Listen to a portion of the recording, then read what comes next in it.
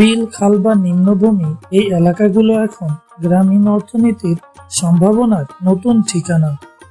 গ্রামের কৃষকরা এখন বিলে হাঁস পালন করে গড়ে তুলছেন একটি লাভজনক খামার ব্যবস্থা। ভোরে ছেড়ে দেওয়া হয় হাঁসের দল। সারাদিন ধরে তারা খায় শামুক, কচুরিপানা ও জলজ পোকামাকড়। প্রাকৃতিক খাবারেই বড় হয় হাঁসগুলো, ফলে খরচ কম, লাভ বেশি।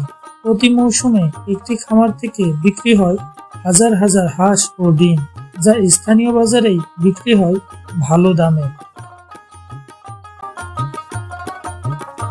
সরকারি সহযোগিতা ও প্রশিক্ষণ পেলে এই খাত হতে পারে দারিদ্র্য নিরসনের বড় হাতিয়ার।